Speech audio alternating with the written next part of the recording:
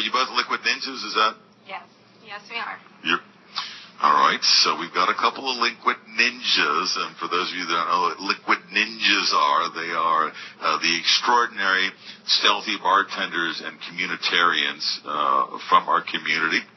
Some of the finer hot spots and drinkeries around the city.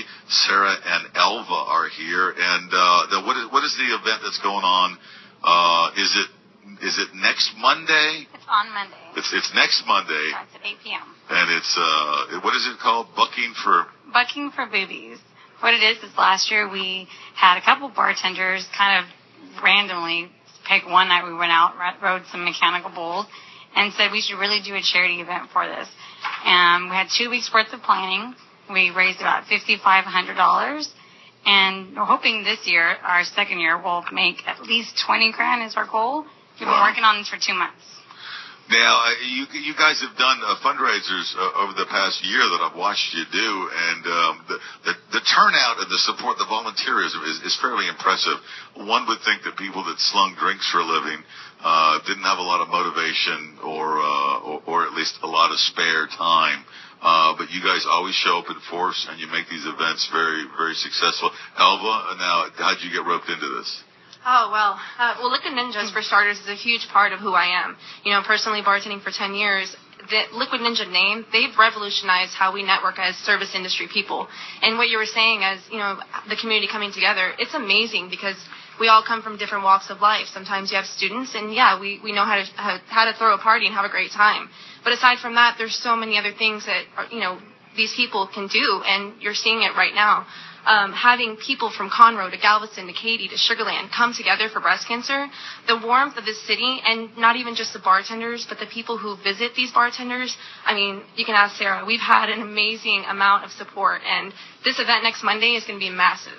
Right, so it's next Monday, and it's at Hughes Hangar, named after the infamous Howard Hughes, who had, he had his oil and gas company here, but didn't he build like a super huge airplane or something? Is that why it's called Hughes Hangar, or did I miss it? No, it is something I don't. The Spruce Goose? Yes, thank you, sir. So someone at the bar just stood up and yelled, "Spruce Goose Day!" Yes, you're going to. Okay, so now how does Bucking for Boobies work next Monday? Go ahead. Okay, sorry. We have basically everything we had last year. How many do we have this time? Writers. This year we have about 100. Last year we had 72 writers. They're voluntary, just bartenders stepping up and wanting to represent their bars and the community. But this year's a little more fun. I'll let Sarah tell you about that part.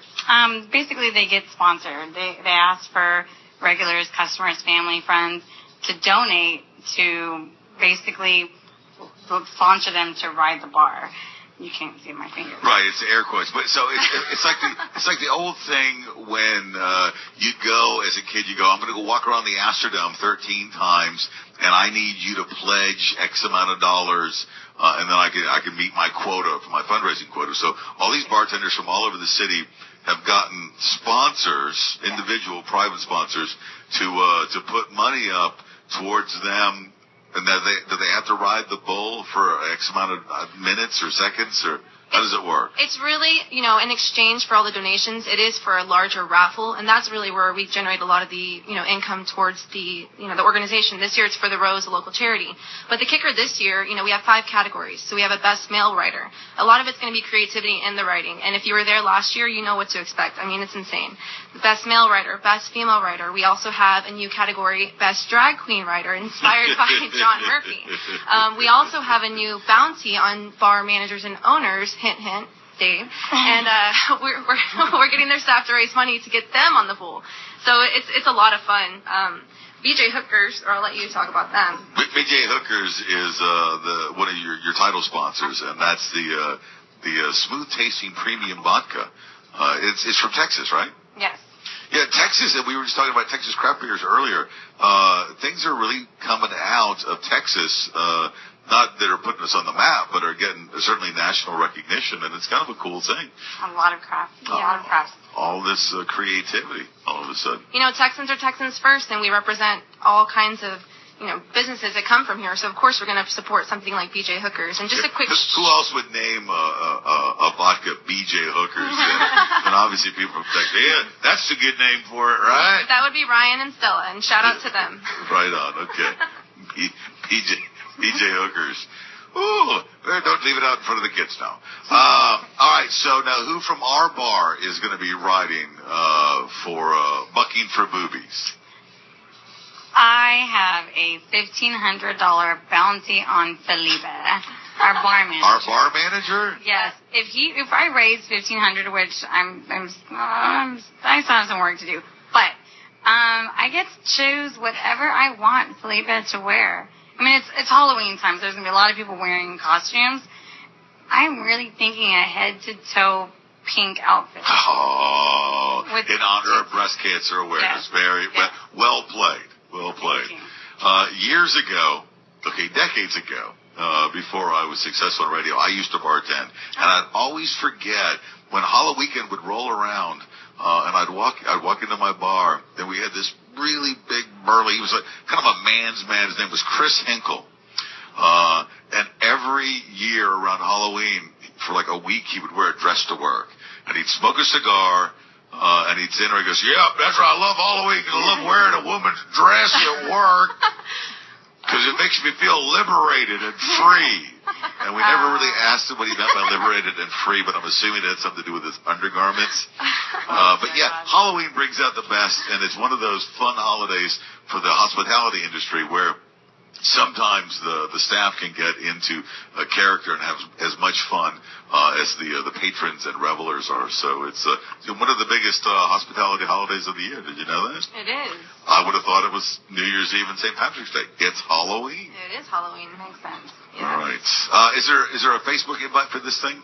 There is. If you were to search Bucking for Boobies, it's going to be the first thing that comes up. Absolutely, of course. And of course, if you YouTube our very quick promo video for it, it's BFB 2013. It's gotten a lot of hits, and that gives you a little insight into the entire event, just a little taste. All right, and we need to hear at Outlaw Days, we have a little under a week now to raise enough bounty to get our bar manager, Felipe Faludo, head to toe in pink for his turn on the Bronco. Or Liquid Ninja booty shorts.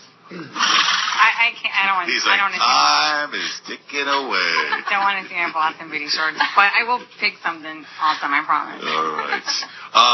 Congratulations to your continued efforts. I know Liquid Ninjas not only is a networking forum, but you guys also, I've watched you over the past year do a bunch of fundraisers and really serve the community well. And that's one of the things that my mentor imparted to me. It was like, we're here to make money, we're here to have fun, but you ultimately have to serve the community because it's a beautiful karmic thing and it all works together. Yeah. All right. What are you going to be for Halloween? I can't say. It's a surprise. Why? It's a surprise. I can't say. I'm one of the hosts. I have to, surprise everyone. All right. What are you going to be for Halloween? I have no idea. I honestly. I'm picking her outfit this year. I've got a T-shirt with a bat on it that you can borrow. Speaking of things that are scary, Pete Holmes talks about boysenberries. I also think it's weird that we have a berry called boysenberry. Boysenberry, guys. You know we name the berries. Human men and women get together and name berries. You don't just lean into them real close and they whisper I'm a strawberry.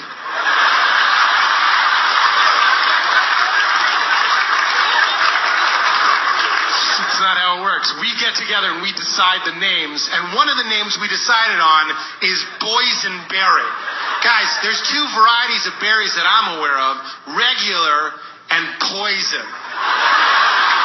We named one of the regular berries boysenberry.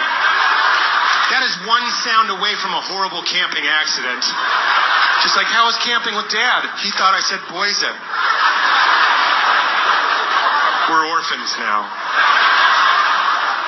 You can't add B to a word and have it be okay. Like, who wants Banthrax berry pancakes? Delicious! Fresh Banthrax from the mail.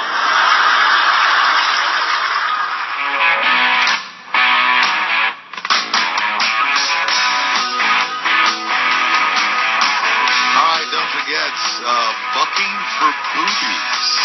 Bucking for for Boobies next Monday over at Hughes Hangar, and you may see our own Felipe dressed in pink from head to toe.